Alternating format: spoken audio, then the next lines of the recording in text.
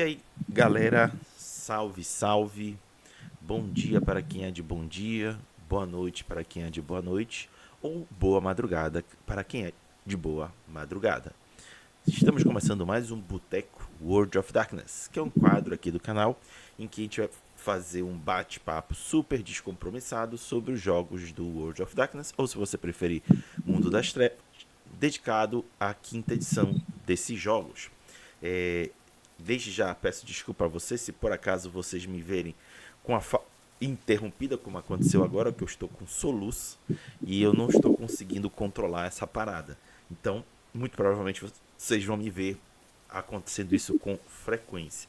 Mas antes da gente poder entrar no conteúdo propriamente dito, deixa eu dar oportunidade para minha companheira de sempre aqui dar um oi, boa noite, boa madrugada, seja lá o que for para vocês. Vivi. Olá, pessoal. Estamos aqui encerrando mais um livro, não é? Hoje é noite de encerramento de livro e vamos ver o que, por último, o cenário de Boston traz pra gente. É verdade. Nós estamos hoje em mais uma edição do Boteco para falar de Lore Sheets. E, como a Vivi já adiantou, o último de duas Lore Sheets que estão presentes no arquivo digital que foi entregue para quem adquiriu o jogo eletrônico Swan Song. Eu acho que é isso o nome. É, isso mesmo, Swan Song. Que foi um jogo digital em que o pessoal jogava esse cenário de Vampiro à Máscara localizado nos 6 estados dos Estados Unidos que formaram a Nova Inglaterra no período da colonização. Vou mostrar aqui para vocês onde é que ficam esses estados. Você já deve, para quem viu o vídeo passado, já deve ter visto quais eram. Mas quem está vendo agora pela primeira vez, deixa eu mostrar para vocês. Vou mostrar aqui. Tá aí o Google Maps, aqui todo o território dos Estados Unidos. E bem aqui foi onde se concentrou a colonização inglesa nos Estados Unidos e os 6 estados que se formaram dessa New England, que eles chamam, foi Rhode Island, Connecticut, o Massachusetts, que fica a cidade de Boston, que é o palco de jogo, tem Vermont, New Hampshire e Maine. São esses territórios que formaram a Nova Inglaterra. E é esse o palco que a gente está aqui discutindo. Já discutimos na versão anterior. E agora, inclusive, a gente discutiu sobre a Capela Tremé que existe na cidade de. Esqueci o nome, era de Hartford, que é a capital Isso, agora. de Connecticut. Tanto Hartford quanto o New Haven, mas mais especificamente Hartford. E ali fica a anteriormente conhecida como Liga Gemini, mas que agora está tão somente como Capela de Hartford, ali na capital de Connecticut. Hoje nós vamos falar sobre o outro grupo que influenciou consideravelmente o cenário anterior e ganhou seu espaço hoje, que é o que veio a formar a Camarilla de Boston. Por isso que eu estou aqui, não à toa que o título da Lore Sheet de hoje é a Camarilla de Boston. Vocês vão entender toda essa construção para chegar nessa Camarilla propriamente dita. Então, deixa eu ler aqui o texto inicial para a gente já começar a conversa entre eu e a Vivi. Os textos aqui na Lore Sheet, elas são bem curtinhos, gente. Super curtinhos. Mas eu fiz uma busca bem geral pelo arquivo e pude pegar passagens que ajudam a compreender o papel da Camarilla de Boston e o grupo que formou ela. Então, na descrição da Lore Sheet diz o seguinte: os membros da Liberdade lutaram em uma série de guerras contra a Camarilla Britânica, o Sabá e os Recata.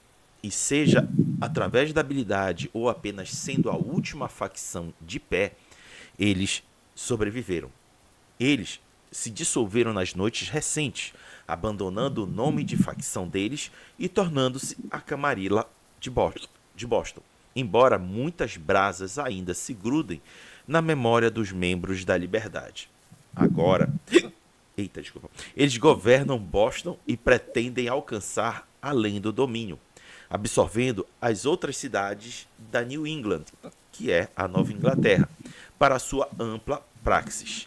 Eles não sofrem tentativas de manipulá-los ou tomar o que eles gastaram tanto tempo tentando capturar. Então, gente, se fala de Camarilla de Boston, mas que ela foi inclusive formada por membros da Liberdade, que era um grupo coeso, que tentava derrubar o status quo anterior, principalmente apoiados pela Camarilla Britânica, era quem mandava na região. E aí houve guerras, houve conflitos, como li aqui ainda agora para vocês, conflitos com o Sabá, conflito com os Recata e, exteriormente depois, conflitos com a Segunda Inquisição.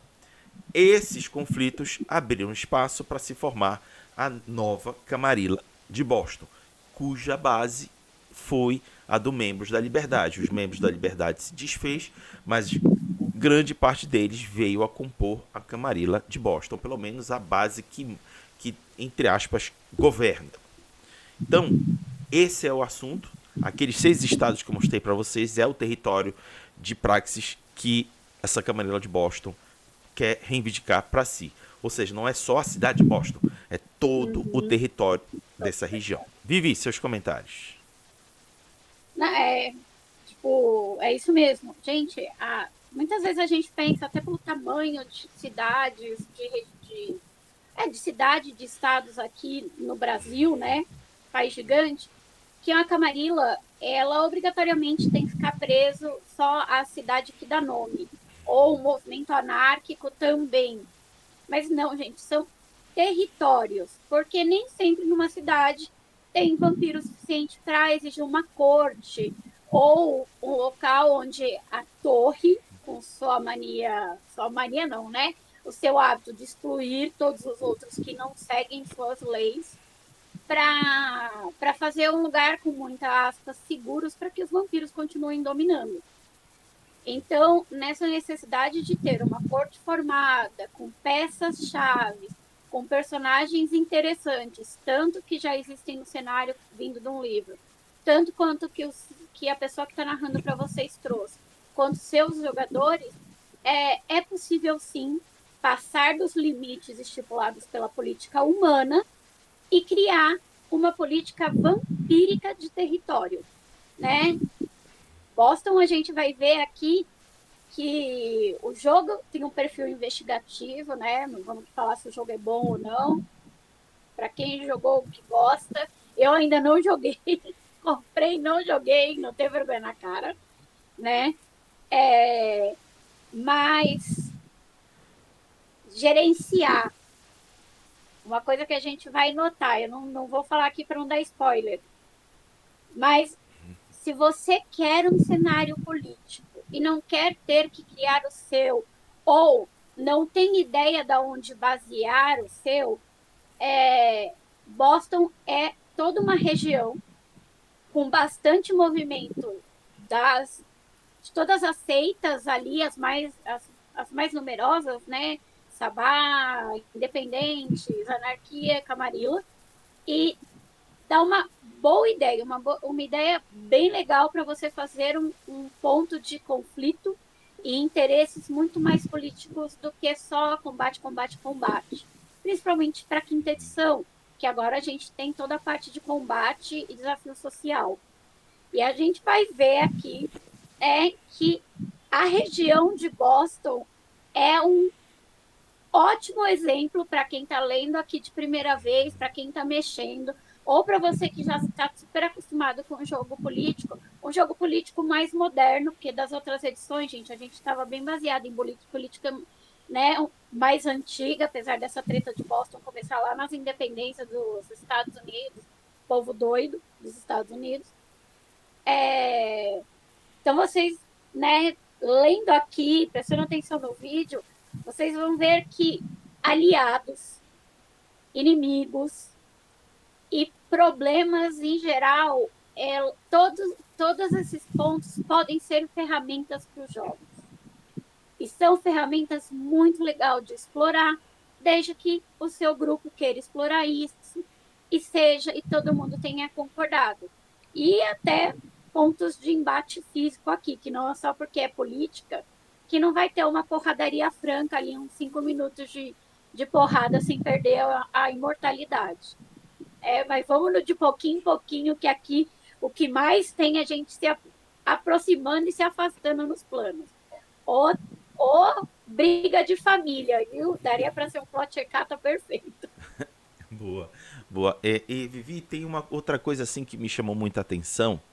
É, desse movimento de membros da região querer mais do que uma cidade, uma região inteira. Aí, isso sempre me remoeu na cabeça que a gente teria cortes por cidade. Não é bem assim, e esse cenário do Boston by Night mostra que ele tem muito mais a ver com a distribuição e ocupação de uma região do que realmente a caracterização de uma cidade. Porque, olha, eu fui abrir aqui a população de Boston e vi que é a cidade principal do cenário. Só tem apenas 653 mil habitantes. Belém tem mais do que isso. Muito mais do que isso. E aí eu vou para outras capitais, como por exemplo, Providence, que é a capital de Rhode Island, só tem 190 mil. Aí eu fui para Hartford, que a gente viu da última vez, a população desse estado só tem 119 mil. E a população de Portland, que já é o outro estado mais grande ali acima, só tem 630 mil. Então, em números de gado, falando assim, para a estatística de vampiros, números de gado não tem tudo isso suficiente para garantir uma população muito grande de vampiros. Então, por isso, aí eu começo a entender que eles querem a região, porque se juntar tudo, aí sim dá um volume de mortais que garante uma corte inteira se movimentando na região. E aí eu começo a entender por que eles querem todo o território e não só Boston. E por que para a capela que a gente falou antes é tão importante estar no meio do caminho do fluxo de mercadorias, vampiros e humanos, né? A gente entende que, tipo assim, quando você conquista, você pega o melhor de cada cidade aos olhos de vampiro, porque, gente, vampiros são monstros. Por mais que você esteja jogando numa campanha que você tenha uma humanidade 7 ou 6, você ainda se alimenta, né, de sangue, pode precisar, mesmo sendo fazendeiro, pode precisar 1 hora, né, se alimentar ali de um mortal e mortais de influência para garantir o seu estilo de vida. Então é possível. É que nós estamos acostumados com números exorbitantes aqui no Brasil. Por exemplo, eu fui abrir aqui outra população. De Concord, que é a capital da New Hampshire. É 154 mil. Pode continuar. Gente, pelas continhas antigas, ia ter um vampiro só. Cidade inteira. Claro que agora na quinta edição não tem mais essa conta, é só uma sugestão.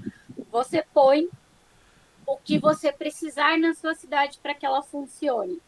Beleza. Mas pensem também em regiões. Juntem estados, principalmente quando você tem jogadores de cantos distintos do país, do mundo jogando. Façam um território ali de vocês e que é interessante, para que cada um dê uma característica marcante, focos de comércios diferentes e até rivalidades. Porque, novamente, vampiros têm aquele lado mais egoísta de continuarem vivos e poderosos acima de qualquer outro. Então, vamos colocar que o cenário nos entrega que a eternidade é tediosa, então uma hora eles vão querer alguma briguinha, alguma coisa ali que os mantenham vivos. Senão é só se entregar à besta e nada mais fazer sentido. E não é o foco da quinta edição, não é? Tá entre um dos focos. Você se manter e começar agora, mais jovem, e evoluindo e ganhando esse poder, porque na teoria o chamado levou os velhos para os pontos de guerreiro espalhados no mundo. Mas bora voltar para a política daqui, que a gente vai dar muito exemplo disso. E Ó, como é importante, sim, gente, não é só o número, como cada aliança e cada gangue controlando um canto faz o cenário ficar mais interessante. E a gente consegue fazer isso com certeza aqui no Brasil. perfeito. E olha só, eu peguei. Esses números que eu estou trazendo aqui, gente, são só das cidades capitais, não é do estado todo. Mas dá para entender por que eles querem o estado todo. Eu somei todas as capitais, população das capitais, e deu 1.700.000. É mais ou menos o que Belém, a região metropolitana de Belém tem. A região metropolitana de Belém tem um pouco mais de 2 milhões de habitantes. Que aí temos Belém, Ananindeua, Marituba, Benevides, Santa Bárbara, Santa Isabel e Castanhal. E aí forma-se um pouco mais de 2 milhões. Então, por isso que justifica aqui em Belém, a gente tem um cenário com vários vampiros. E aí, essa região da New England, ou Nova Inglaterra, justifica por esse número. Ter de fato uma corte que governa tudo ali, corroborando com o que a Vivi falou bastante ainda agora. Vamos em frente, Vivi? Bora. Então bora. Desampinar aqui e vamos para. Agora, gente, a gente vai perpassar pelos trechos que eu puxei do livro digital antes da gente ir propriamente dito para as vantagens da loja X, porque só esse texto aqui em cima, gente, não entrega o que essa loja X precisa de descrição para entender as vantagens. Então, se preparem que tem uma série de trechos cortados aqui. E o primeiro deles é 6 estados em guerra. Está lá na página 12 do Boston by Night. Diz o seguinte: a camarilla de New England nunca existiu em grande quantidade, em grande parte devido a abduções, assassinatos e incursões do Sabá nos domínios pobremente protegidos, levando a existência deles como 2 movimentos de submundo, os membros da Liberdade, em Massachusetts, os quais, através de sabotagem e politicagem, tentaram minar e expulsar Quentin King. Quentin King era o príncipe anterior. E os seus apoiadores da Tríade. A Tríade são o nome dado ao grupo de vampiros que tem conexão com a camarilla da Grã-Bretanha, tá? Ou seja, por isso que dizia que a camarilla da Nova Inglaterra era camarilla britânica.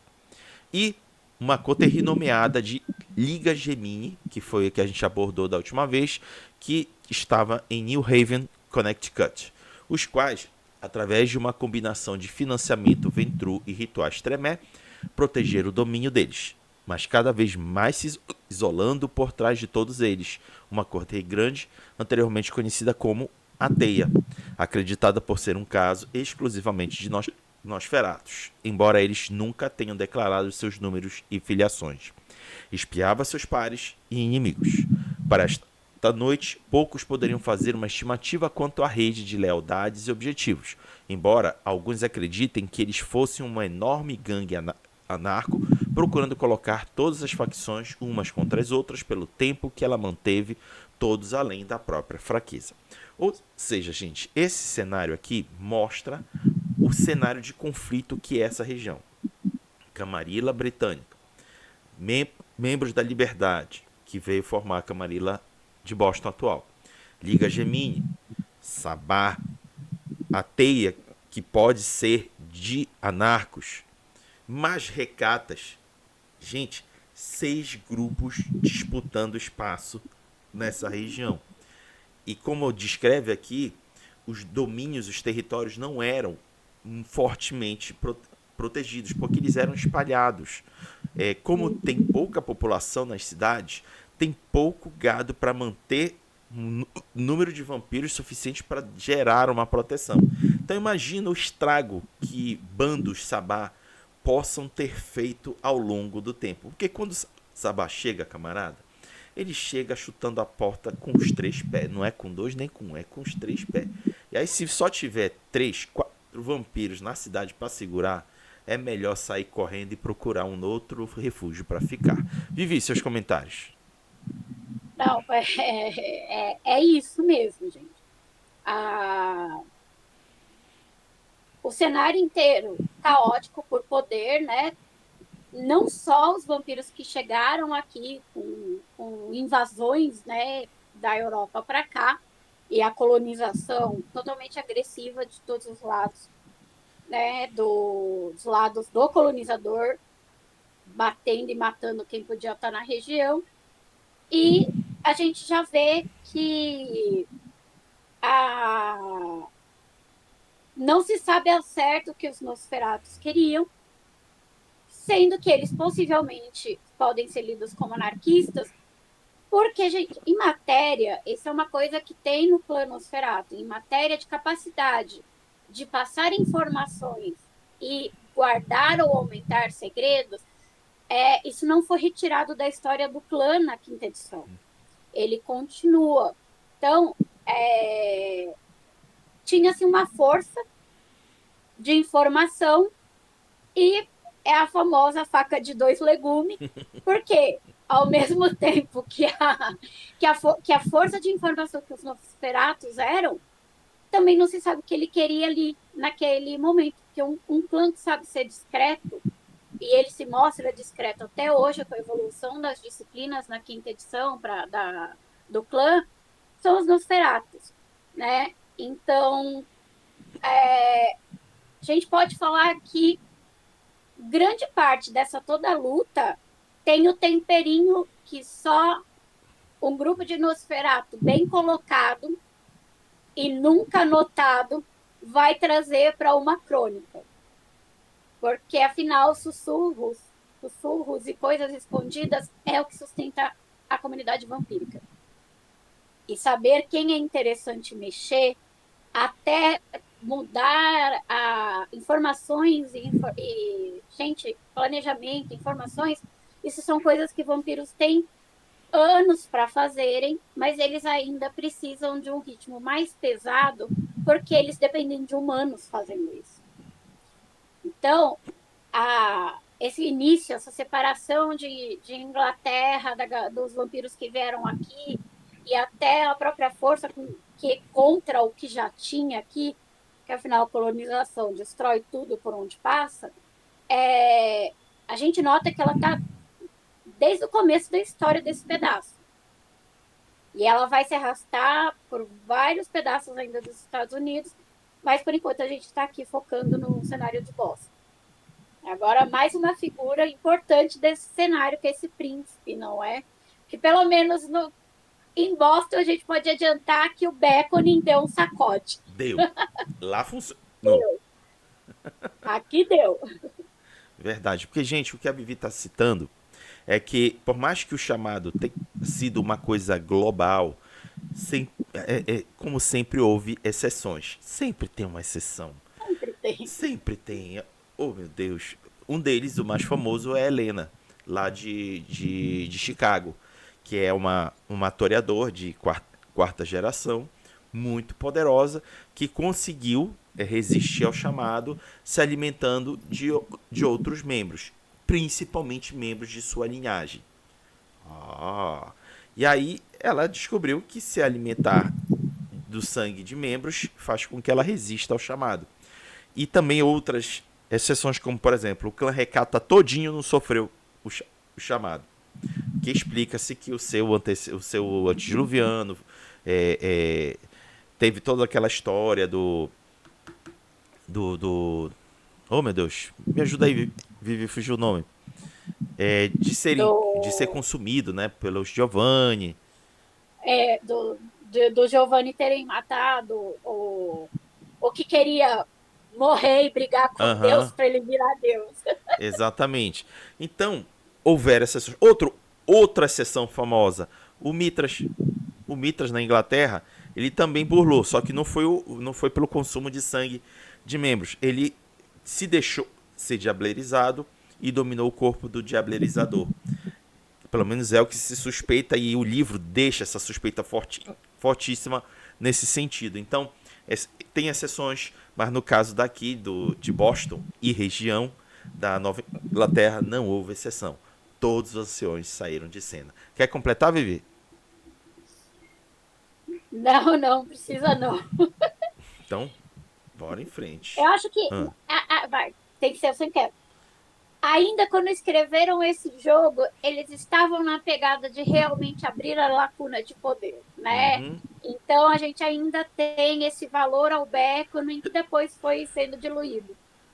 Eu gostaria que todo mundo tivesse ido mesmo para vir firme a ideia de uma nova geração e de todas aquelas teorias do tempo do Sangue Hall. Mas não foi o que o cenário indicou. Mas, né, temos Boston para tanto jogar nela, ou, se você quiser, basear onde essa mudança, esse Beckoning caiu com peso. É É só verdade. isso. Senão eu falo muito e a gente já Não, tem de coisa boa. pra Não, caramba. e o legal que tu citaste é que o cenário de Boston, ele se encaixa perfeitamente com aquela ideia inicial da ausência dos anciões. Porque, gente, para quem já jogou as versões anteriores, só um ancião faz muita diferença no cenário de jogo. Neófitos têm muita dificuldade para lidar com o ancião. Ancila já tem, neófito nem precisa dizer. E ainda mais agora que no V5 o personagem básico é Criança da Noite, não é neófito. Criança da Noite é Não é pior neófito. ainda. Criança da Noite não começa com aqueles clássicos 15 pontos de experiência para distribuir na ficha. Começa sem nada. Aí fica difícil se você ainda tiver anciões. Por exemplo, em Chicago. Dá, um grupo de crianças da noite teria muita dificuldade para lidar com uma Helena. A Helena Uhum. brinca de peteca com eles. E aí realmente. Brinca, vai brincar com eles de peteca. O bolinha de gude, assim, vai fazer assim com eles, ó. Pé. E decidir Pois quem. Vai decidir no Theo quem vai ser a vez dela consumir. Deu Theo. Pim! Então, foi para mim, pelo menos para mim, foi uma escolha sábia retirar os anciões. Mas aí mantiveram exceções, aí meio que cagalizaram a ideia inicial, como a Vivi falou. Então, bora avançar para o próximo trecho. O próximo trecho tem a ver com o Gambito de King. Aqui tem um trocadilho com o filme, né? O Gambito da Rainha. Tem aqui também o Gambito de King. King não é rei, é o sobrenome do, do ex-príncipe de Boston. Mas vamos lá. São dois trechos, um na página 19 e o outro na página 20. O primeiro é: desprovido, percebendo que seus leais guarda-costas eram, voluntariamente ou não, na realidade seus captores, Quentin King, que é o nome do ex-príncipe, retornou ao poder.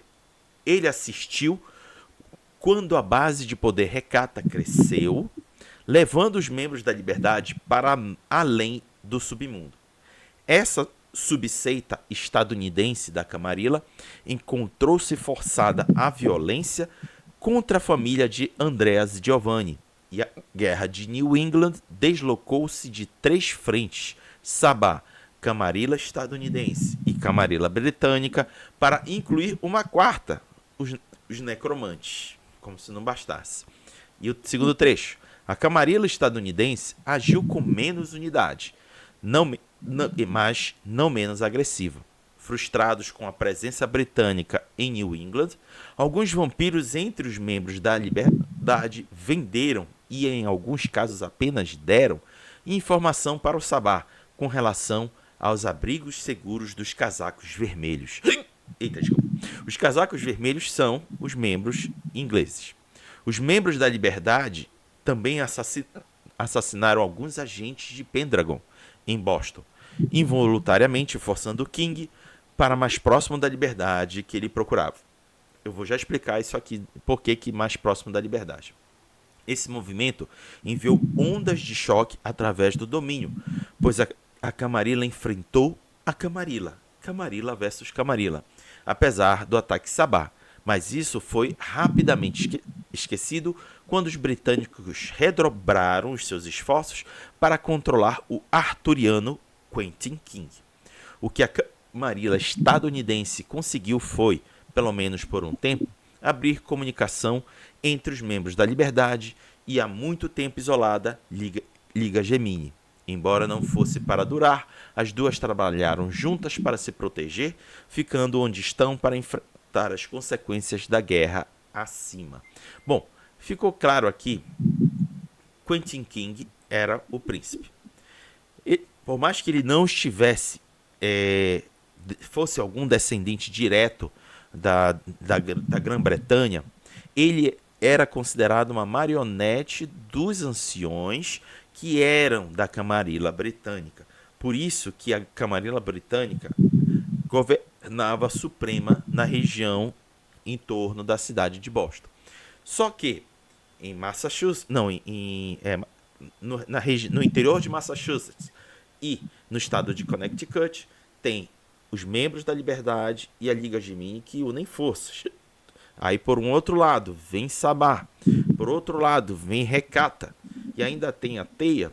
Isso tudo, a soma disso tudo fez com que a Camarilla Britânica arriasse. E aí faz sentido porque que é dito aqui que o Quentin King encontrou a sua liberdade, porque ele deixou de ser uma marionete e foi-se embora.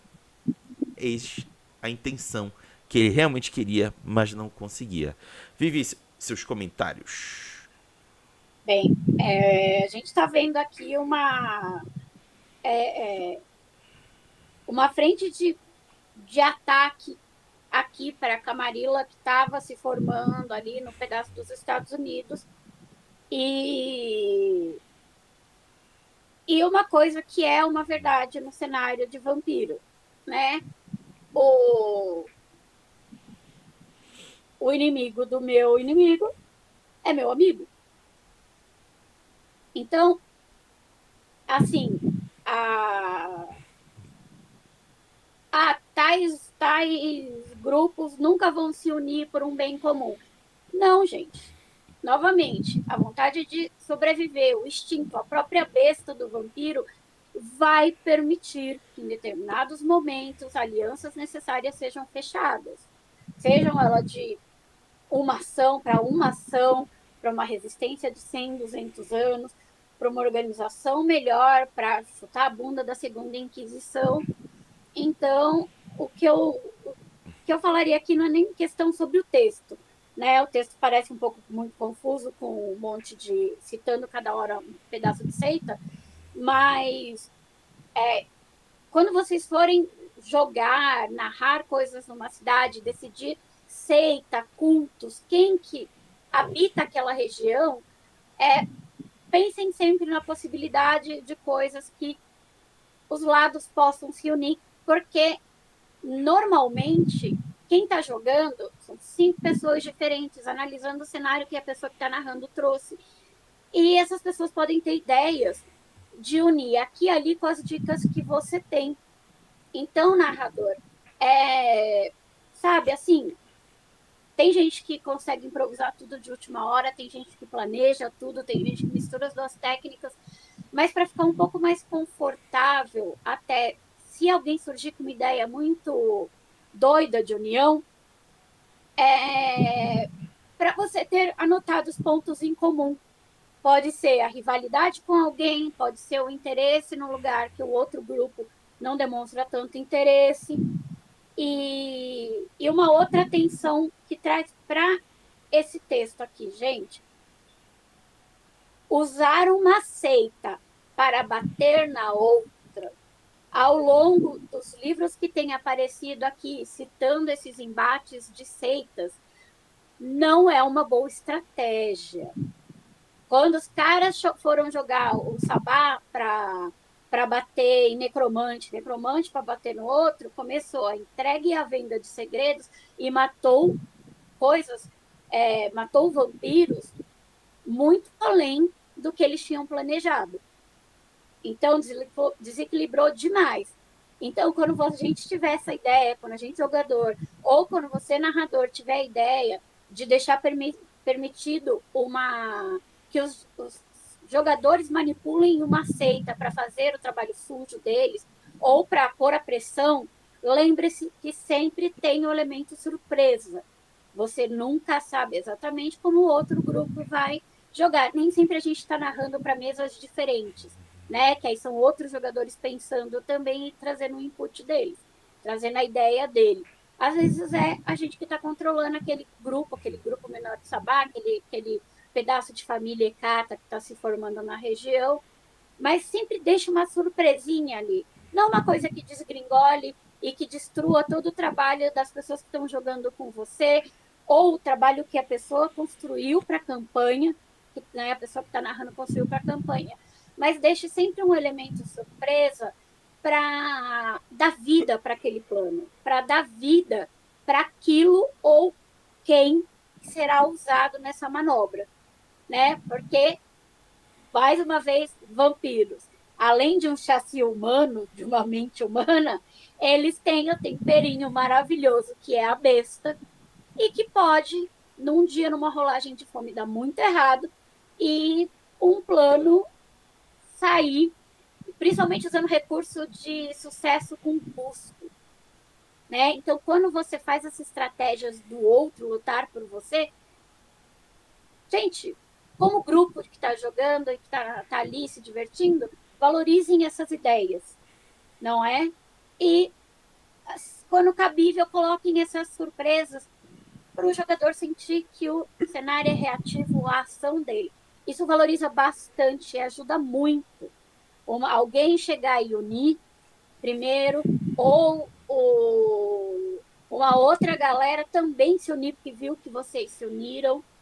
Então, por mais que eles não. Eles só querem matar. O Zekata só quer passar ali o sal naquela terra para não surgir mais nada e só eles vigorarem. E o Sabá, na verdade, quer matar todo mundo e ir para algum ponto da guerreira. E eles foram lá e se unem contra a Camarilla e os anarquistas, contra duas Camarilas, contra qualquer disputa de príncipe que estejam acontecendo. Então, né, tipo, eu falaria para você ler, se possível. Não sei se alguém já traduziu para o português, né? Mas a gente sempre vai falar de tradução do Google, por caso você não lê em inglês, chat GPT, para você ler e não pôr na internet. Não estamos falando isso. Não estou falando nada disso. Mas para você ler o material e ter ideia de como mexer e valorizar sempre que essas ideias chegarem na mesa. E é isso, Raga. Beleza.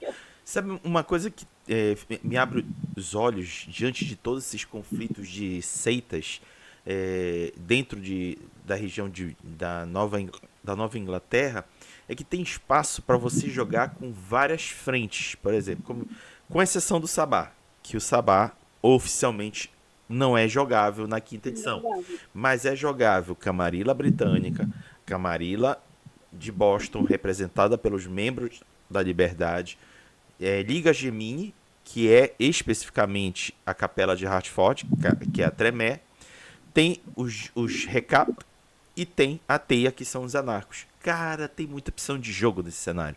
Muita, muita opção. É bem rico, dá pra você chegar com a galera e dizer, olha, tem várias opções aqui, com o que vocês querem se divertir. Dependendo da opção, é um caminho diferente de jogo. Bem legal. Eu curti bastante a proposta.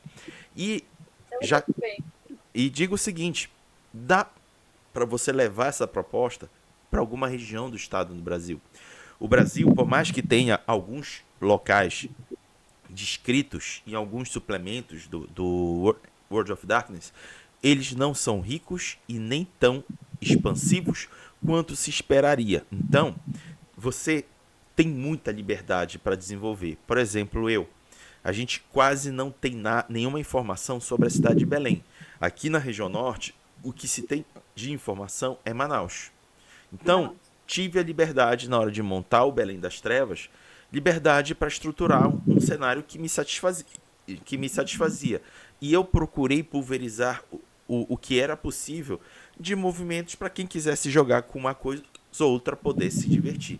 E Boston oficialmente foi criado assim. Então, se vocês quiserem algo, tem Boston ou podem levar para a sua cidade. Vivi, quer complementar?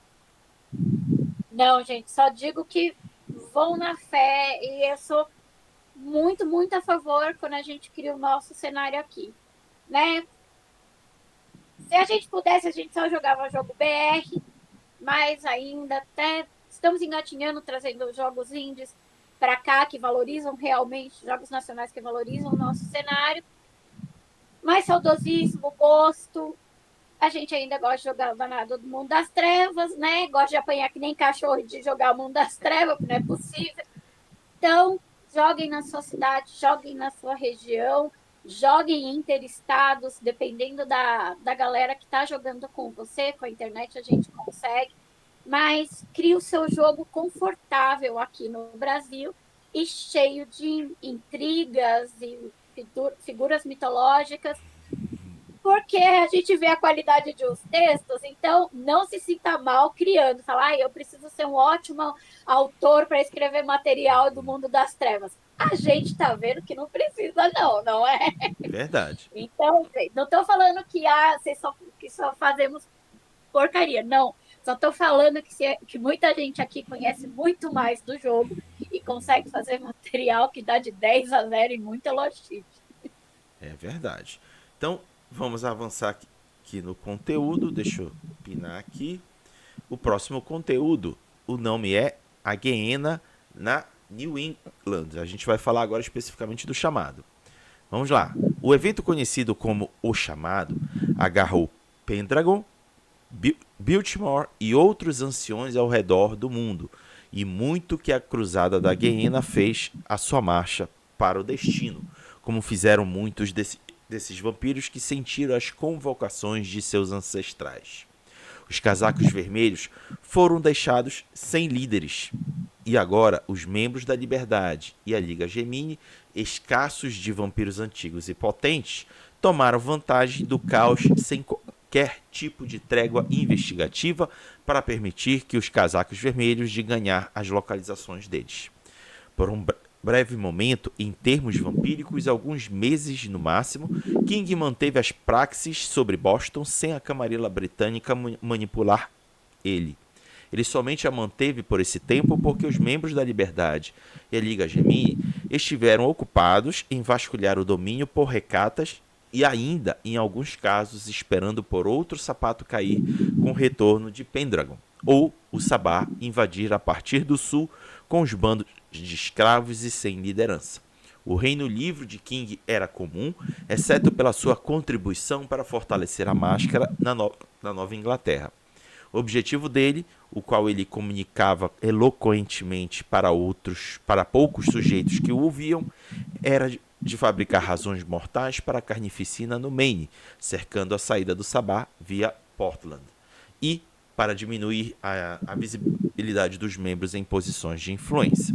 Apesar das falhas dele, King alcançou o que ele estabeleceu em fazer, e ao fazer ficar tão enfraquecida a influência dos Recata sobre os vampiros de alto perfil, pois eles tiraram os nomes dos títulos de propriedades, conselhos de empresas e, nos casos extremamente públicos, mais comum entre os tipos artísticos Bruhá e Toreador, começaram a realizar via procurações mortais. Ele estava em tempo emprestado, no entanto, com os membros da Liberdade, que nunca esqueceram o papel dele como marionete da Camarilla Britânica. Quentin King desaparece, assim como os mestres dele. Se isso foi devido ao chamado alcançado, as orelhas dele, a ameaça de Biltmore contra o livre-arbítrio dele se concretizando, ou os membros da Liberdade finalmente extinguindo, ninguém consegue dizer. Uma noite ele estava na corte, na seguinte ele não estava. 2014, olha o ano, 2014 significou o fim da praxis surpreendentemente extensa de Quentin King. Em resumo, o cenário só foi realmente se mover com o chamado. Todos aqueles vampiros anciões, dando destaque a Pendragon e Biltmore, Bruhá e Malkavian, foram-se embora pelo chamado. Quentin King, provavelmente sou eu aqui especulando, deve ter visto a oportunidade também para capar o gato. Vou deixar essa loucura aqui para quem quiser ficar. Não quero cuidar dessa porra, não. E aí, ele provavelmente deve ter sido por esse motivo, se retirou de cena.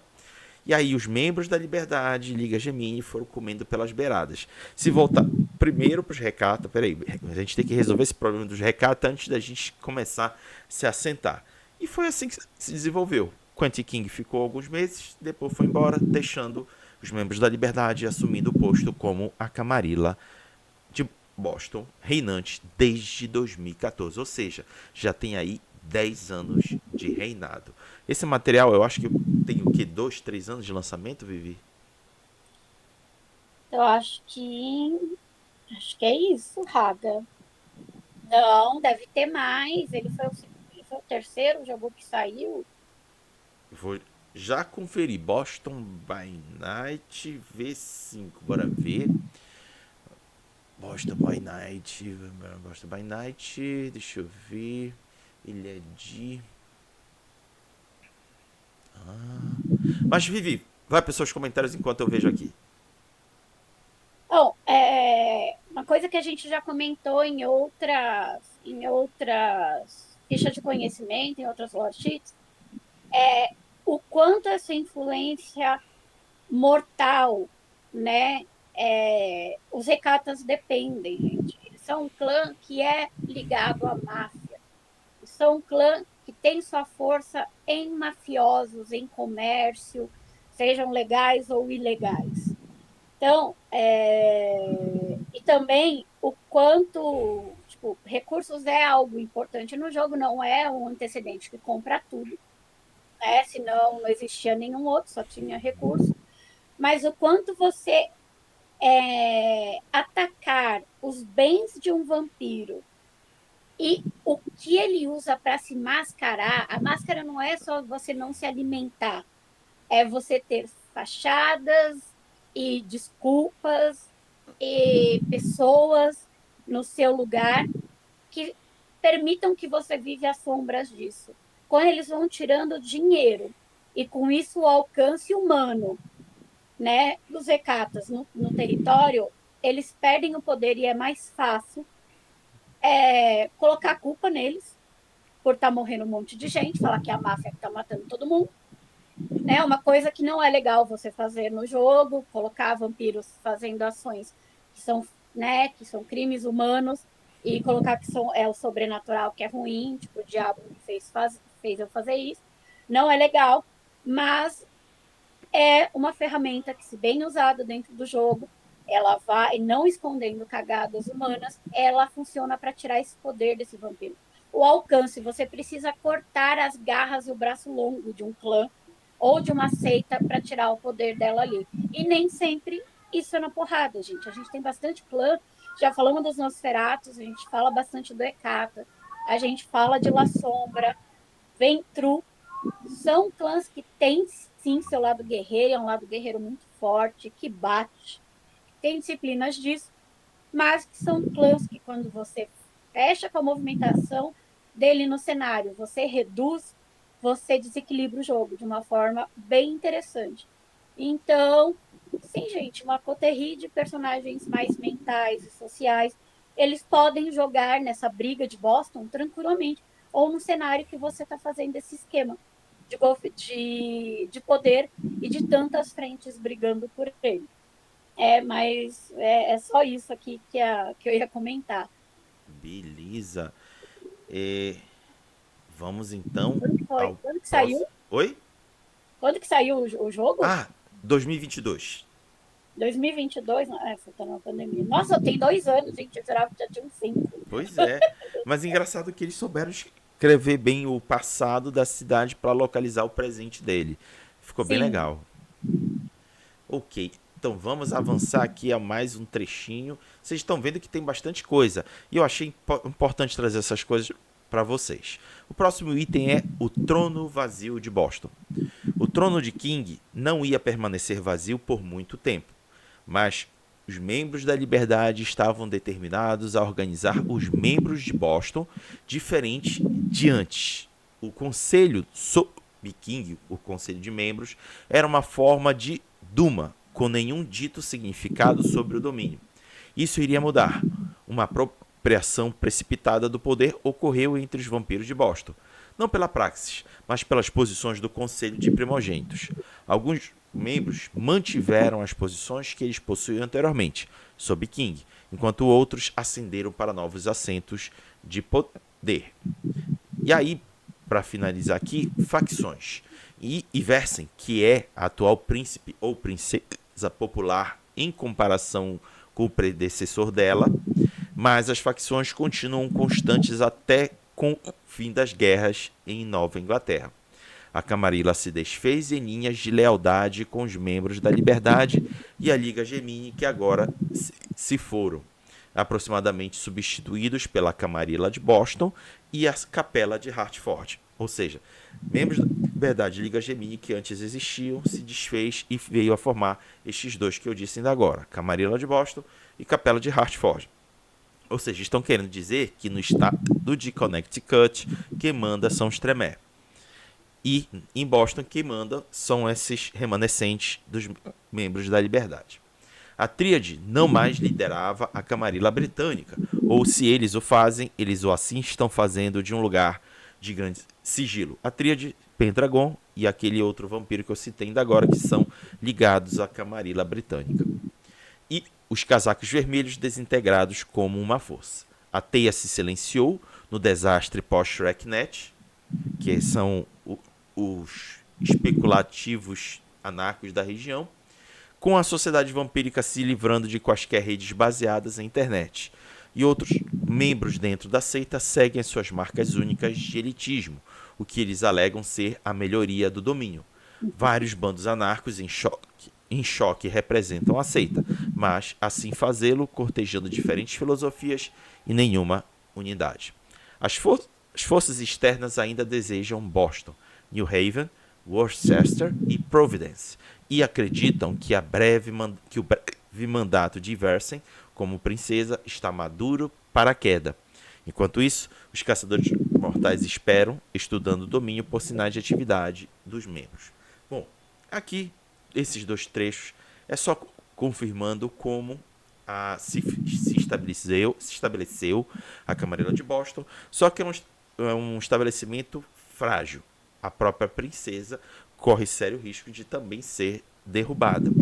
Isso ainda coloca meio que de pano de fundo, de forma passiva, a Segunda Inquisição.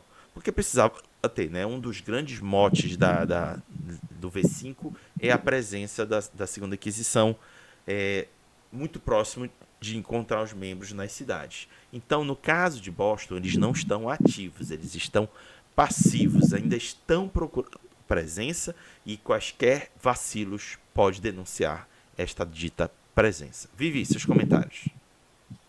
Bem, gente, é sobre essa parte da Segunda Inquisição. A gente viu que, pela história inteira da cidade, a atividade vampírica, ela não foi uma das mais sutis, né? É um lugar que até hoje tem essa situação de um barril de pólvora que pode estourar, pode cair um príncipe, quem sabe as gangues anarquistas se unirem e tomarem uma ação em conjunto, né? Que nem aconteceu no passado com a Camarilla ali se unindo. E deixa o sinal do tipo, não é porque aconteceu desde a história e mudou alguma coisa em 2014 que eles encontraram a paz. Talvez nunca encontre a paz dessa região, porque ela é uma região de importância econômica e humana, quando junta todo mundo, né? E assim, gente, mas Segunda Inquisição são humanos, tem forças militares. Infelizmente, a gente tem exemplos das ações policiais dos Estados Unidos aí, para todo mundo ver na internet. E a gente sabe que quando se trata de malucos lutando contra qualquer coisa que eles acreditam que é contra a hegemonia deles, a gente coloca um peso humano e, quem sabe, vampírico no cenário muito grande.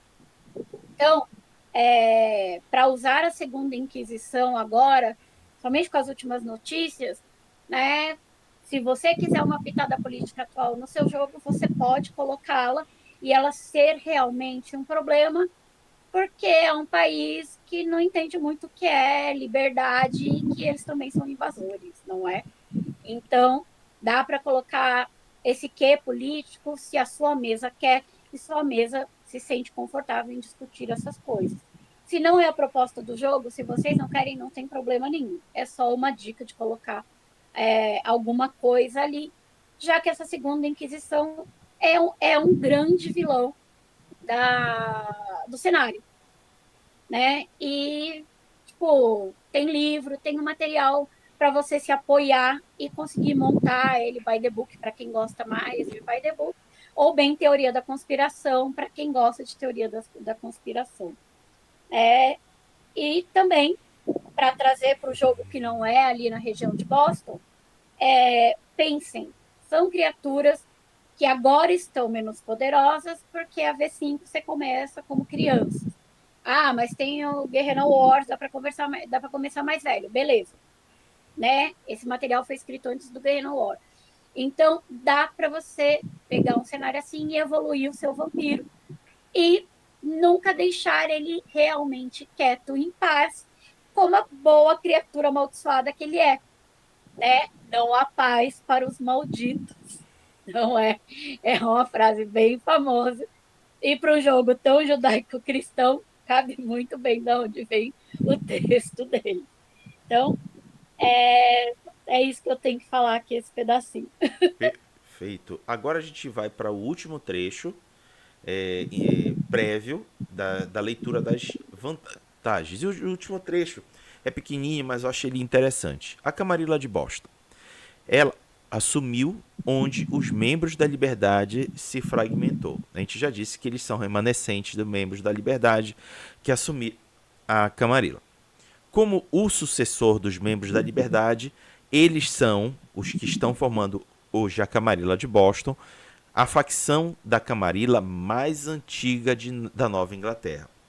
Originalmente consistido de americanos nativos, verdadeiramente americanos, porque o restante é tudo estrangeiro vindo morar na América, e daqueles que queriam se libertar dos britânicos. Olha só que composição interessante.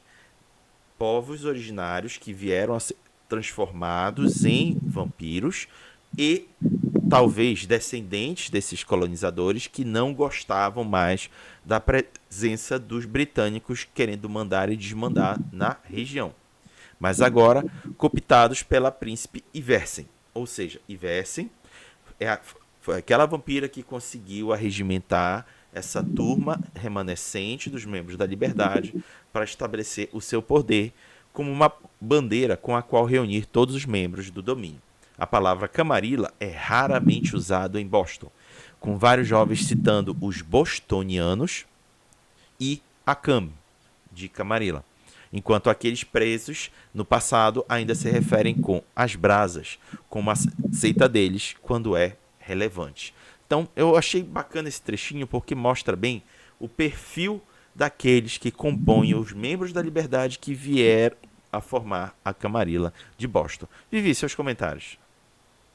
Ah, isso até explica o porquê existiam vampiros dispostos a cortar o relacionamento com a colônia.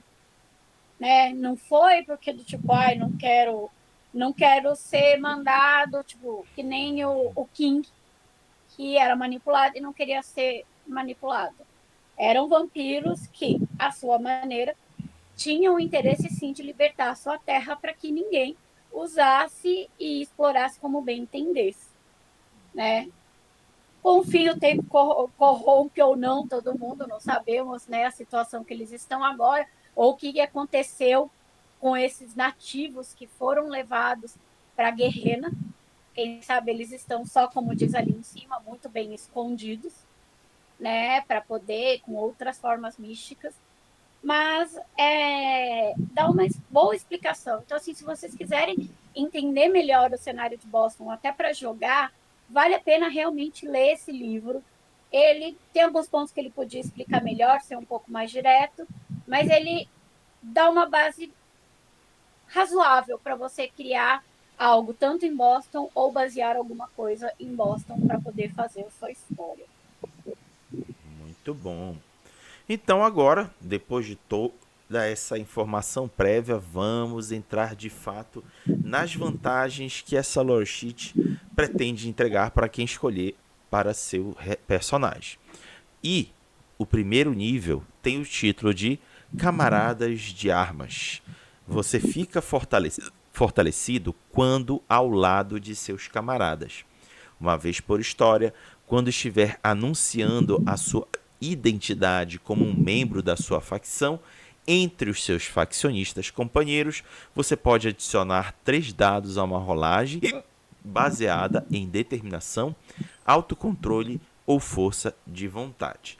Olha só, gente, esse nível, ele parece ser bem forte, mas ele só é aplicado a aqueles que fizerem parte da Camarilla de Boston.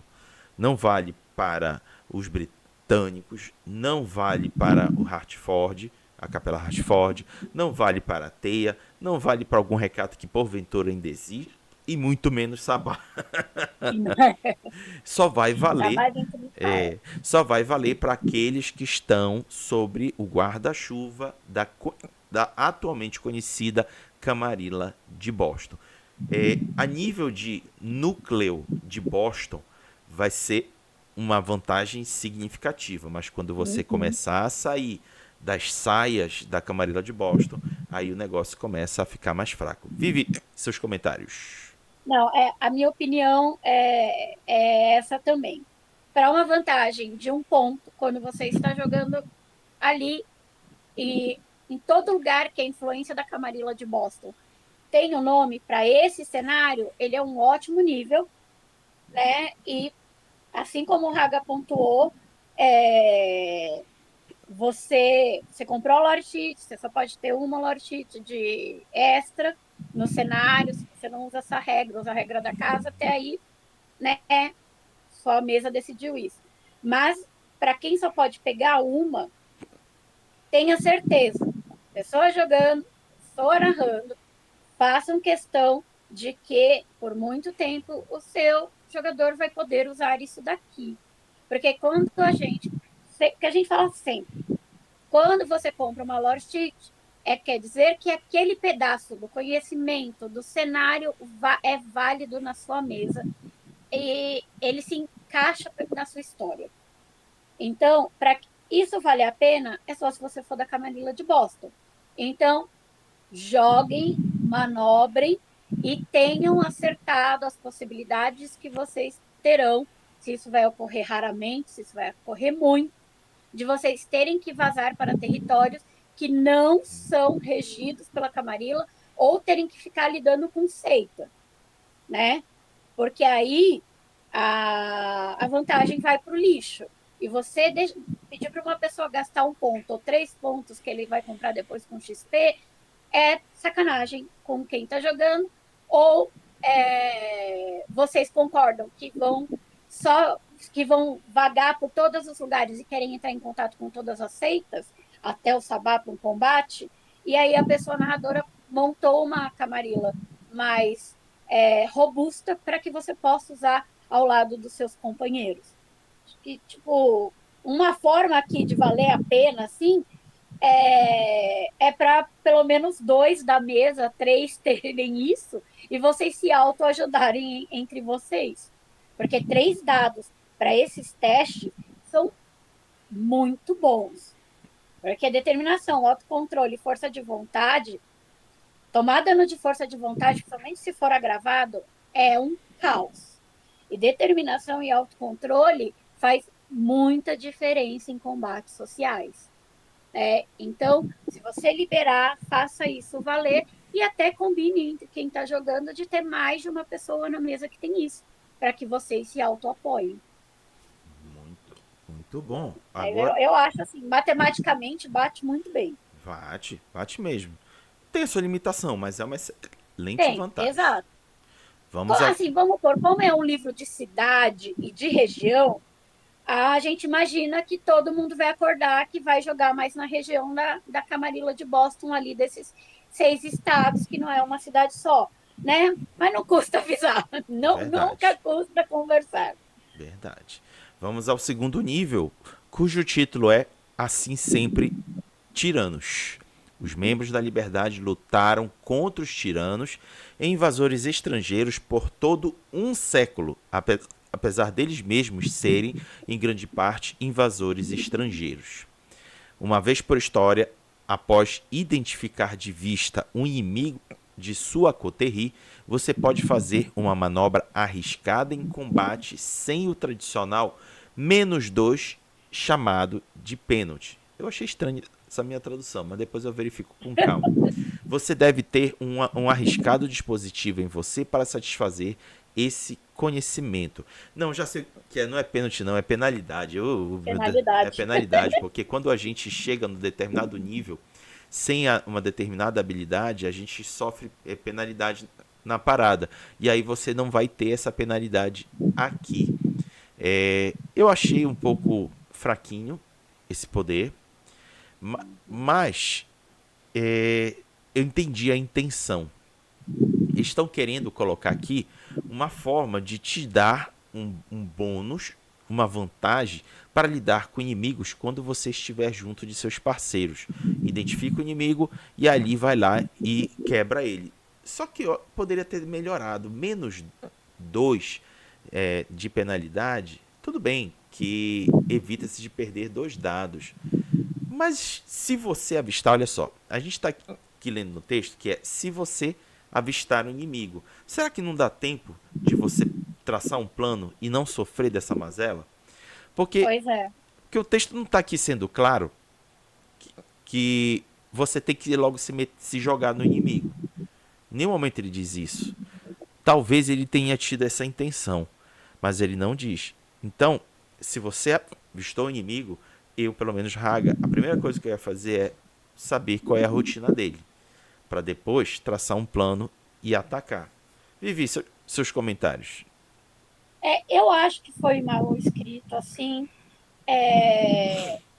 porque também pensando que aqui você viu o inimigo, você identificou um possível ataque, você consegue fazer aquela manobra heróica, Isso. sabe? Você, por exemplo, você vai usar regras avançadas de combate e vai fazer manobra com arma. Então, o seu personagem se joga com a arma de fogo e mergulha no efeito mangueira, atirando para todos os lados, pegando a maior quantidade de alvos, porque essas manobras têm redutores, né? Também a manobra de mirar, eu preciso dar um headshot naquele fulano antes que ele mate alguém, né? Só que deveria ser escrito numa situação de urgência, se fosse para você viu e o inimigo ainda não te percebeu, né? É um texto que precisa ser assim. E a gente sempre fala, né? Eu já notei que eu e você a gente gosta que o texto dê exemplos, né? Porque ajuda o narrador e ajuda o jogador também, né? A saber o que está fazendo ali. Então, essas manobras difíceis, essas manobras arriscadas, sei lá, gente, um vampiro com potência põe fogo no próprio corpo e abraça o outro maluco Fortitude. inimigo. Fortitude, ainda bem que você está aqui para corrigir. Com fortitude, Não, entendeu? sabe por Nas que eu coisas sei, Vivi? doidas assim. Sabe por que eu sei, Vivi?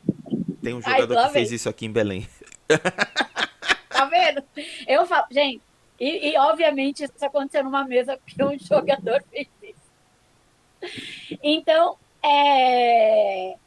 talvez essas manobras desesperadas, né? E você coloca numa situação de emergência, não só a redução, mas te garante agir antes do seu inimigo. Porque aí sim, daria urgência, você faz sem a redução, porque você tem, tipo, você tem essa resposta de sobrevivência que nem os primeiros libertários tiveram, sabe? Que nem os primeiros que brigaram pelo direito dos nativos continuarem na Terra tiveram. Você conviveu com eles e aprendeu isso, né? Então, falta um texto melhor escrito e definir que pode ser uma situação de urgência e que você age antes desse seu inimigo. Porque se você realmente tiver tempo de planejar, se isso é num turno onde a iniciativa do seu inimigo é depois da sua, não faz sentido. Esse ponto não faz sentido nenhum. Tipo, ele tá aqui meio que à toa. 2 pontos para ter um redutor de 2 pontos. Você compra especialização com arma, que você já faz manobra com ela, né? Arma assinatura, que você já faz manobra e seca rápido com esses 2 pontos que você gastou. Então, você não precisaria disso daqui. Precisa corrigir bem esse texto e deixar claro. Porque se é uma ação de última hora não planejada, faz diferença sim. Você não ter para, tipo, por exemplo, você tem uma arma de longo alcance, o outro cara também, o seu inimigo, está com uma arma de longo alcance, então vocês dois têm a iniciativa no mesmo turno. Então você não tem o seu redutor para atirar e você consegue atirar primeiro que ele, porque ele ainda está mirando. E aí faz diferença. Verdade. Eu acho que explicar melhor essa manobra, né? Porque a gente sabe que os textos de manobra de combate não simplificado precisaram sair no outro livro Uhum. e ainda assim não são tão claros. Então, esse aqui do jeito que tá teria que ser deletado para mim, na minha opinião também. Ele não deveria existir, porque ele não explica nada, ele entrega um negócio super confuso, Verdade, concordo né? contigo. Então, vamos ao próximo nível. Deixa eu botar aqui para vocês verem comigo. O próximo nível tem o título de unificação. Você tem apenas uma forma de atrair as pessoas para a mesa de negociação. Uma vez por história, você pode mandar convites para as cortes em até 4 domínios vizinhos e esperar que eles enviem um representante de alta fileira para o seu domínio para uma reunião, mesmo se ele não gostar ou respeitar você. Você deve obter êxito em uma rolagem de manipulação, mas etiqueta quando estiver construindo este convite, com dificuldade 6 para obter êxito em atrair um arauto, dificuldade 7 em atrair um primogênito e dificuldade 8 em atrair um príncipe ou barão. Adicionalmente, uma vez que ele esteja na sua presença, você ganha uma vez por história 2 dados bônus para uma tentativa em diplomacia ou negociação com este grupo, mesmo se o que você estiver vendendo for uma besteira.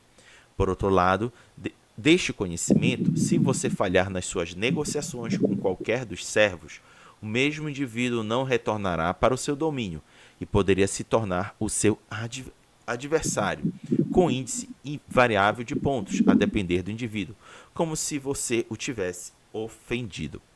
Gente, eu achei que essa vantagem ela não se entrega como vantagem. Exato. Pô, tu determina, tu tens aqui logo de cara a descrição de que você tem uma influência sobre os domínios que tem em volta. Tipo, se você chamar, vão mandar para ti nem que seja um representante. O problema é que essas dificuldades estão muito altas. Muito altos. Nossa, estão muito altas. Para você Muito. chamar um primogênito, tem que ter dificuldade 7. O arauto, dificuldade 6. Aí, quando se for para chegar em príncipe, o barão, dificuldade 8. Gente, só se tiver muito sorte tirando sucesso crítico para alcançar esse número. Ou gastando várias forças de vontade para poder cobrir esse Sim. número. Você vai ter que gastar bastante coisa para chegar nesse nível. Ou até gastar muito e não conseguir chegar nesse nível. Não é uma vantagem propriamente dita. Pode dar certo? Pode dar muito certo. Mas ao mesmo tempo pode dar muito errado. Porque como está vendo aqui, você pode estar criando um adversário. E a depender de qual for, pode ser um adversário muito alto. Que vamos dizer que você tenha chamado um dificuldade 8, um príncipe. Se der ruim, tu tem agora um príncipe inimigo. Tá bom pra ti? Ou seja, Não, e ele tá ali no seu território já, então ele já consegue ter informações ali mexendo. Ou ele mexeu antes de vir, porque se você falhar nesse teste, esse teste é aberto ou fechado, o jogador já vai saber se ele falhou porque ele está jogando aberto. É o narrador que joga para saber se o jogador falhou ou não, sabe? Sei lá, gente, vantagem para mim, ou ele te dá benefícios válidos, né? Acabei. Ou válidos e não te pede teste, ou a vantagem é já você não ter que fazer esse teste aqui com essa dificuldade. uhum. sabe? Porque não faz sentido também. Tem um potencial muito bom, mas tudo bem, nível 3 a gente já espera alguma coisa vir de revés, de uma vantagem. Mas não um revés desse tamanho.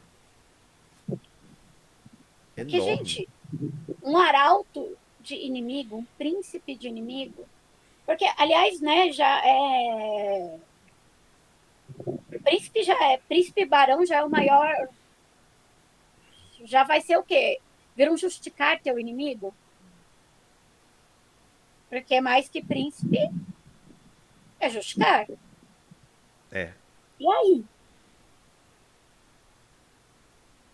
E aí? Que treta é essa? Inimigo não, né? Adversário. É. Inimigo é outra coisa. Mas eu acabei te cortando, eu fiquei tão revoltada, Não, foi mal errado. pode continuar. Não, não, é isso. Tipo, por mim, esse teste não existiria. Você consegue chamar e Automaticamente. ainda teria mais dados ali para negociação, porque você é alguém com esse nível 3, você é alguém pelo menos de status 3 chamando. Uhum. E aí é aquela coisa, você, sei lá, você ganha 3 dados a mais, que seria um personagem de status 3 ali, para poder conversar, para poder falar com o príncipe, com o barão, porque você foi alguém que pagou 3 para trazer alguém de status 5 para sua frente. Aí é uma vantagem. E você tem mais 2 ou 3 dados para rolar ali e te ajudar na negociação, né? Você tendo a ideia ou não. Tipo, afinal, não, você não tem, precisa ter, você jogador não precisa ter diplomacia. A ficha do seu personagem garante que você tenha, né? Uma pessoa mais tímida, uma pessoa que não gosta de se destacar, não se sente confortável, ela rola o dado, gente, não tem problema nenhum. Mas assim, esse teste só para escrever a carta, e aí, sabe, pô, eu vou escrever a carta. Eu sei que eu não escrevi direito, mas mesmo assim eu mandei. Fica contra-inteligente num personagem que tem a capacidade de chamar pessoas para sua mesa para ser ouvido. Ou tirasse essa desvantagem e aqui o cara sai puto e não volta mais em reunião com você. E Boa. aí, Boa. sabe, Melhor. aquela pessoa em específico não discute com você. E, gente, você que conseguia falar com um príncipe, nunca mais conseguir chamar um príncipe, já é pesado por si só. A Aham. sua fama e seu status toma uma paulada, principalmente num cenário como Boston, onde tem muita política. E você vai precisar dessa política porque o barril de pólvora ainda está aceso. Talvez isso, tire o teste e coloque que não vira um adversário, que vira alguém que nunca mais vai vir à sua presença. E até, tipo, sei lá, a gente vai dar um gancho de sandálias da humildade pro personagem que fez isso, que chamou gente tão importante, quando ainda não melhorou suas perícias de manipulação e de negociação. E valoriza o personagem que fez o personagem que a pessoa jogadora fez uma ficha boa nisso. Entendeu? É valorizar o que seu personagem está colocando para ser usado no jogo. Aqui eu acho que assim, eles tentaram não dar tanta coisa e acabaram só anulando o que poderia ser muito bom e o que é um uso decente de status em jogo. Gente, status tem peso na sociedade vampírica e é nessas horas falar diretamente com a pessoa certa, com quem manda, que faz diferença. Você não é uma Karen que pede para falar com o gerente. Você é a Karen.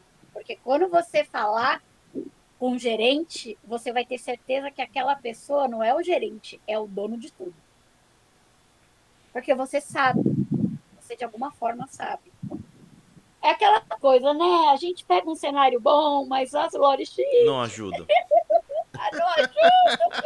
É porque realmente até agora não tá satisfazendo muito, não. O, Não prime o tá. primeiro é legalzinho, mas é limitado. Mas os dois seguintes não ajudaram, não. Não. Mas, Faltou ali, sabe, reduzir texto, pensar melhor no jogo. mas bora agora para o quarto nível de vantagem, cujo título é O Coração Está Onde a Casa Fica. O seu território chegue a um acordo com a pessoa narradora antecipadamente sobre qual localização constitui o seu território é vitalmente importante para você, assim como as pessoas que vivem lá. Você tem uma convicção como a seguir: não sofras crime contra as pessoas do meu território. Esse conhecimento habilita você a decretar represálias violentas contra os violadores desta convicção sem o medo de acumular manchas, assim como um personagem pilar que você deve nomear e escolher quem vive no seu território. Você ganha um contato de 2 pontos a partir das pessoas no seu território, o qual também pode ser o seu pilar. Interessante isso. Interessante. Esse conhecimento também cria um adversário ou de 1 ou 2 pontos na forma de um dominador de intrusos, senhor ou companheiro de Coterri, se você o destruir apenas por colocar os pés no seu território. Cara, esse nível estava indo bem até esse final. Não precisava dessa desvantagem. Tava indo legal, porque você estava estabelecendo e faz sentido estabelecer um amortecedor para atos mais violentos quando alguém não convidado invadir seu território. É tipo como você querer usar alguma ferramenta, alguma arma em defesa própria quando estiver invadindo a sua casa.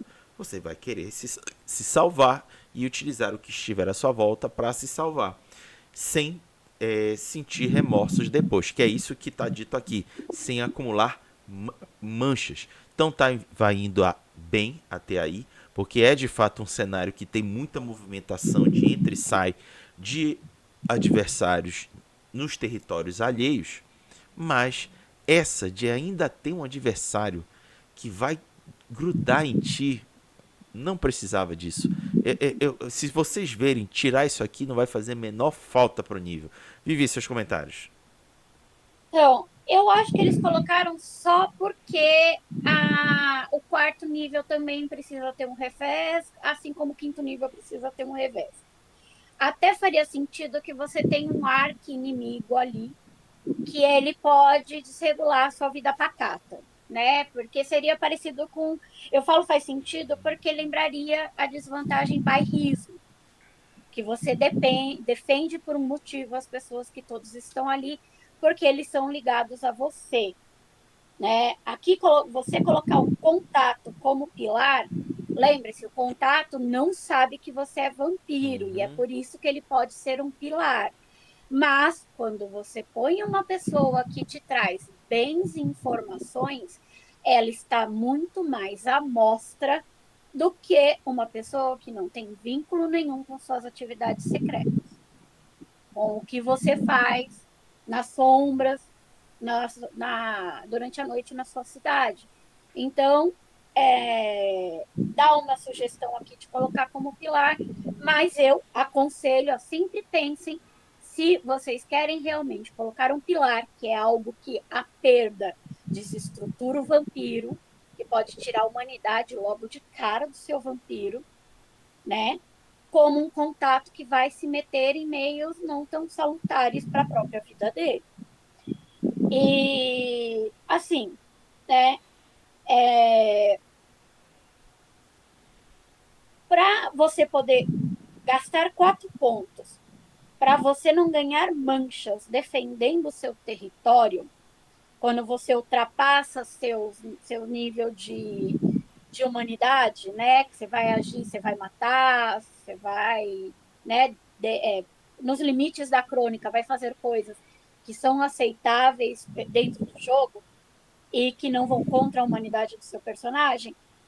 4 pontos.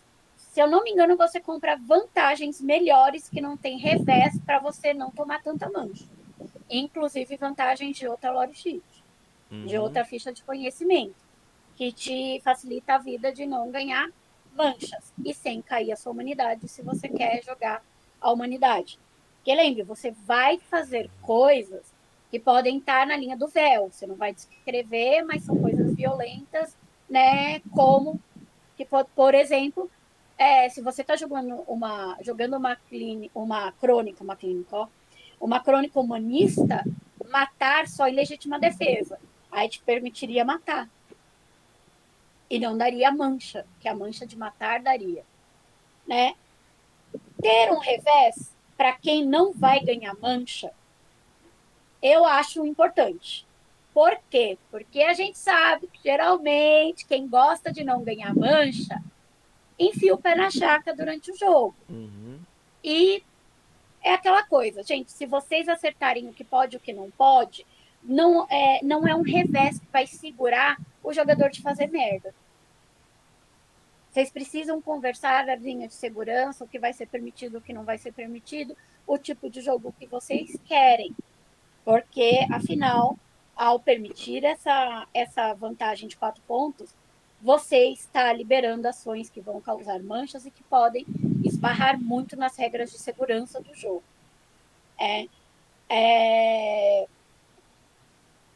Colocar um inimigo de 2 pontos para uma vantagem de 4 e que envolve não dar manchas, eu acho que seria um revés bom, mas tendo que seguir a risca.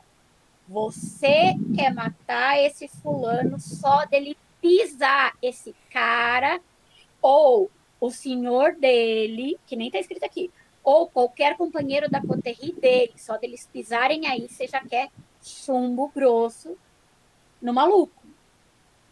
Porque ele vai ser um insulto e um risco potencial. Então, gente, essa pessoa precisa ser mais poderosa. Precisa mesmo. Então, eu acho que escrever um pouco melhor e já definir que é o inimigo de 2 pontos.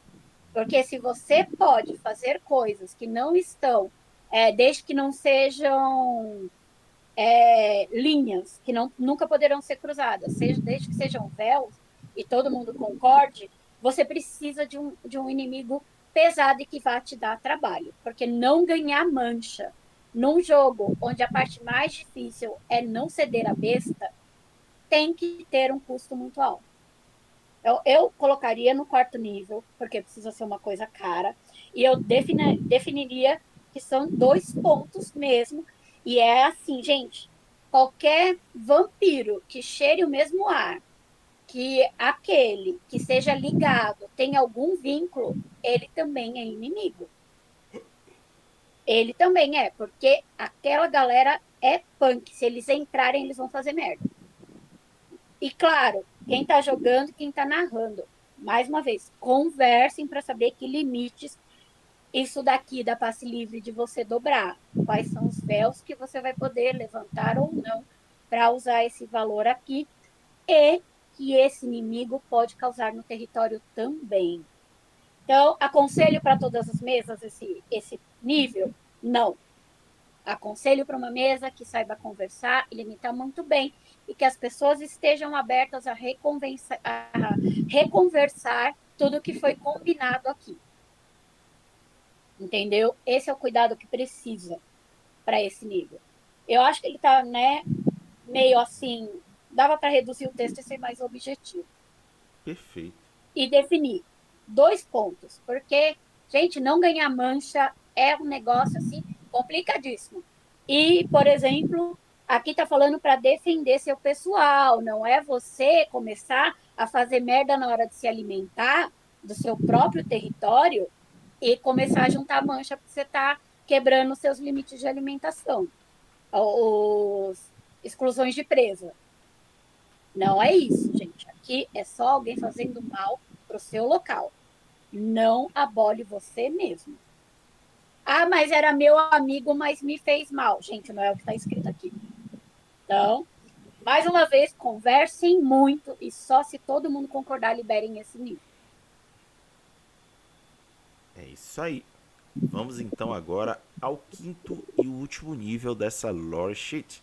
Será que vamos precisar indicar mais? Vamos ver. O título é Alavancas e Polias. Você se beneficia de um lacaio de 3 pontos no meio das negociações políticas por debaixo dos panos do domínio, tanto mortal quanto de mortos-vivos, de quem regularmente suprir você com informação como um contato de 2 pontos. No entanto, esse indivíduo precisa ser mantido amigável, ou ele pode revelar a sua identidade como o mestre dele e seguro, pois ele irá divulgar um monte de informação sobre você e ele for pego dedurando as pessoas. A qualquer tempo você pode puxar esse indivíduo da posição dele e apenas mantê-lo como um lacaio de 3 pontos, desde que você continue a fornecê-lo com dinheiro, vitae ou o que for que ele precisa acontecer de ser. Mano do céu, isso é uma vantagem de 5 pontos. Tu só tá entregando um lacaio que é bem, que tem algum contato. Égua. Não faz sentido. Não faz sentido. Pô, pega esses 5 pontos, compra um lacaio de 3 pontos e compra o contato de 2 pontos. Matou Pois o é. problema. E você não tá na mão de ninguém, não tá entregando segredo para ninguém, não tá com risco de um X9 gritar. E não deve nada, gente. Não Égua, tem. quem escreveu essa logit teve um apagão no Não, ela não leu raciocínio. o livro. A pessoa que leu aqui, ela pegou nomes de efeito, porque são nomes de efeito, né? Para dizer que é algo super intricado, unido e que uma mão lava a outra, mas a pessoa não leu o material antes. E, bem, a gente desconfia disso de muita Lost. Sim. Nessa daqui, a gente tem praticamente certeza, gente. É igual.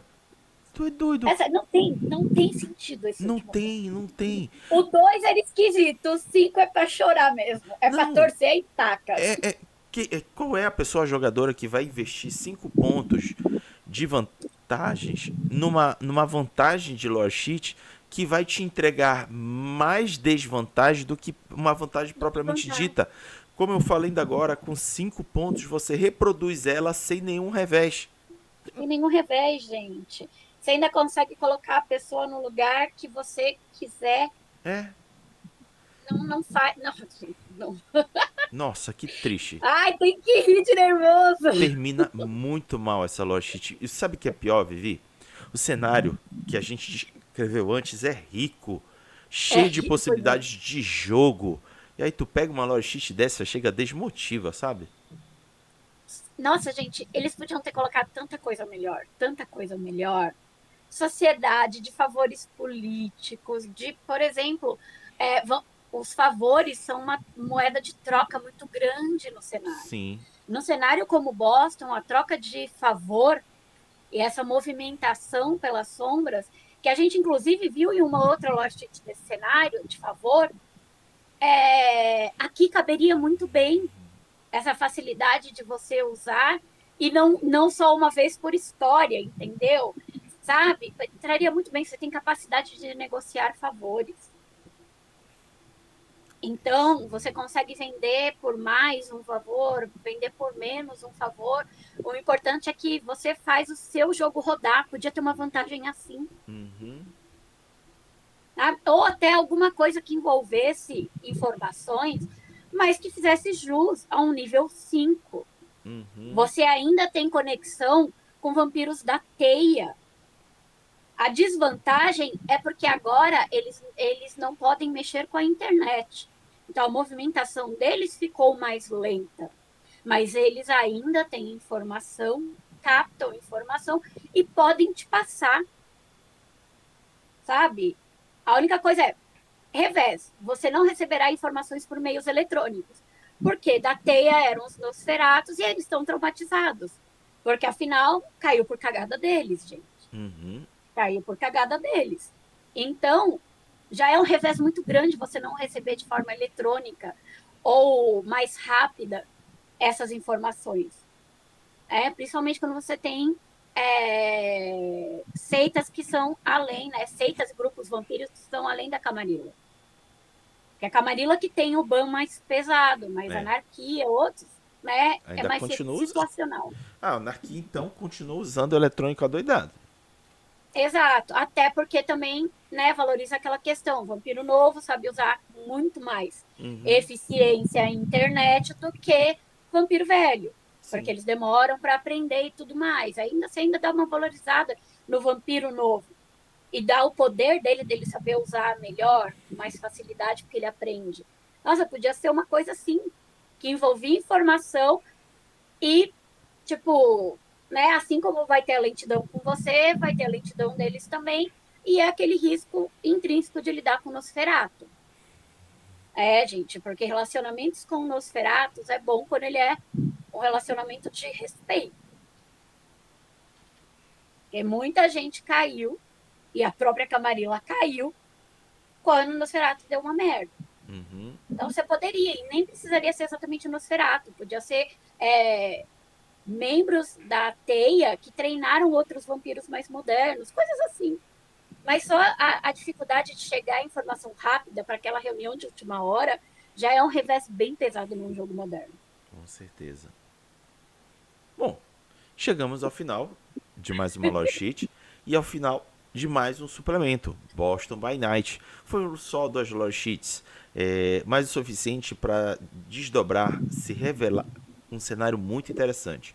Muito Mesmo que as Lore interessante. Sheets não tenham valido o cenário que a gente descreveu, só de conhecê-lo já valeu a pena. Para mim valeu a pena eu conhecer o cenário, como ele se constrói, como ele se desenvolve ao longo do tempo e como ele se formou para os dias de hoje, que é facilmente levado para cá para o Brasil.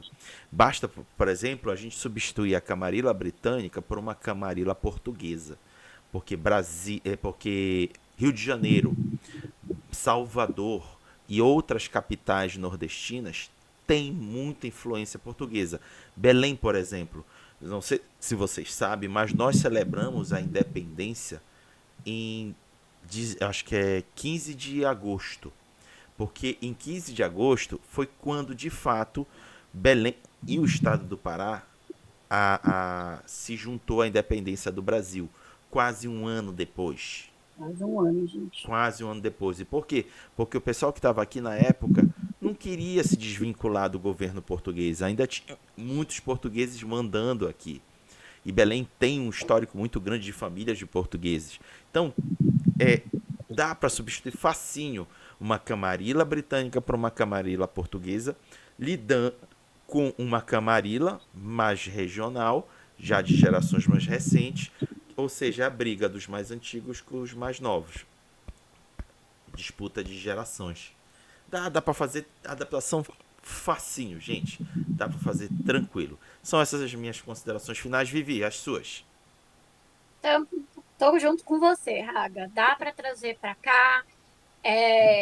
Tipo, gente, quantos mais livros a gente consegue ler, quanto mais informação a gente pega, canais como aqui do Raga, de canais como, tipo, aventuras como as que o BH não, o BSB by Night conta, a gente pega mais coisas que dá para fazer no Brasil.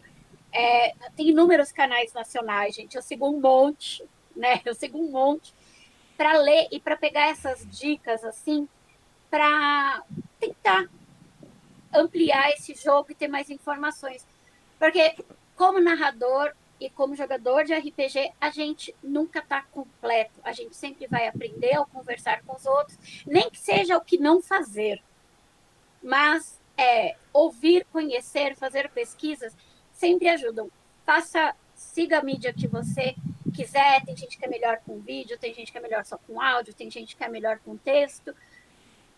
Aprenda da forma que você gostar. Tem gente que gosta de aprender só em oficina, né? Mas vagando ali um material que alguém traduziu ou que você mesmo traduziu com a ajuda de sites, mergulhe e sempre vá se aprimorando para cada vez você gostar mais de jogar e também sentir mais confiança em criar o seu cenário. Porque, gente, onde tem humano você consegue colocar vampiro. E aqui no Brasil a gente tem tantas realidades nesse Brasil que, olha, a gente consegue fazer coisas muito, muito melhores do que coisas que se passam nos Estados Unidos da América, nesse povo doido. É Com verdade. certeza melhor. É isso aí. Gente, chegamos então, como eu disse, ao final de mais uma Lost Sheet. Chegamos ao final do Boston by Night. próxima vez que nós viermos falar de lore sheets aqui, a gente vai entrar numa sequência de 4 lore sheets que foram lançadas para as novelas interativas, que eles chamam de Interactive Novels. Foram 4 novels lançados e cada uma delas com uma lore sheet acompanhando. Então a gente vai trazer as 4, uma de cada vez, para vocês acompanharem. E a primeira delas vai ser Mensageiro de Estrada. Então é esse aí o temática da próxima lore sheet, da próxima vez que nós viermos aqui falar de lore sheets. Só que semana que vem a gente volta com Caçadora Revanche, com mais uma org para vocês. Então é isso, Vivi. Agora, para fazer a nossa despedida de praxe, peço para que você, junto comigo, diga tchau. Tchau, Lilica. Tchau, Lilica. Tchau,